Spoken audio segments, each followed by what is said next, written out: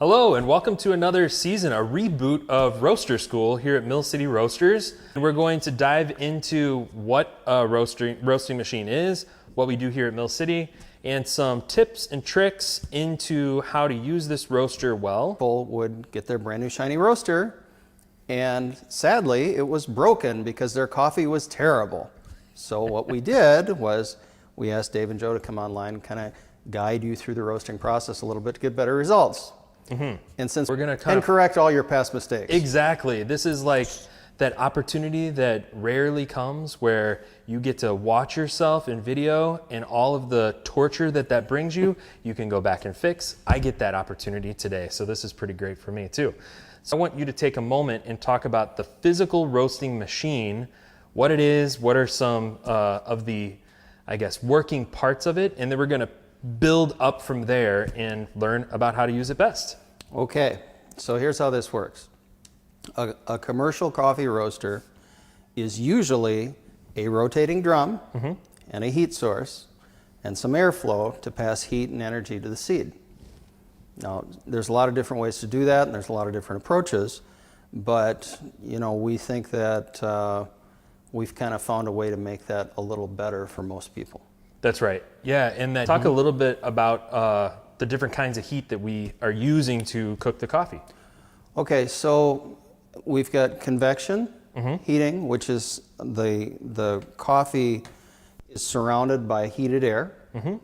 And we've got conduction, which is bean to bean and bean to drum, the inside of the drum. Now, one of the things doesn't work, right? So there's a lot of analogies towards cooking here. Yeah. And I think you mentioned that a lot, even though it kind of makes me cringe sometimes. Yeah, I mean, it is a type of cooking. Roasting is a style of cooking something. So Roasting is a sensory-driven process. Absolutely. So, absent that sensory data, it's only temperature over time. That is literally just putting the cake in the oven and letting it sit. We're not baking coffee, we're roasting coffee for a specific purpose. So Absolutely. we apply heat very specifically. So speaking of applying heat very specifically, one of the... A commercial coffee roaster was really designed for a single batch size at a single roast level, right?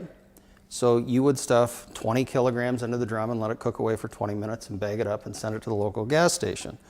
Well, that was great, but the market has moved on a little bit. So when we started optimizing the platform for specialty coffee, we wanted to make sure that we gave as much information as possible to the roaster. We're looking for different things, and we know more about coffee now. So the old clunky pre-World War II probats that most of us learned on are great, but they're a much more difficult system to kind of game for maximum roast quality. Yeah, and we also have a lot of different styles of coffee today that are going into the drum. People are wanting to tweak out different batch sizes, even on the same drum. So there are a lot of variables that are at play, and that information that's coming from the system needs to not just be information, but it needs to be controllable. That's a really good point. So one of the things that's super interesting about the evolution of the industry, just differently, it's a pretty good idea to have a platform that you can tailor for that maximum flavor benefit at the end of the roast. Absolutely. And some of the controls that you have added on are, well, obviously you have fuel adjustments still in play. But air adjustment, talk to me about that control. We do. The number one heat that you really want to manage, in my opinion, is the heat of the coffee itself, which on our curve here, you can see this starkly white line. That's what we call the bean temperature. That bean temperature is being read out by a probe that is kind of well, I guess you could tell me more about bean temperature and the probe. I have a prop. Oh, you happen to bring a probe. Someone prepared for today. Ta-da. Okay, so this is a thermocouple. All this is two pieces of wire in a stainless steel sheath. Okay. That's all it is. Now, the wire is pretty exotic, relative to lamp cord. As the temperature goes up, it produces a tiny little current. 10 times 10 to the negative sixth, is it microvolts, I think it is? Per degree centigrade, correct, right?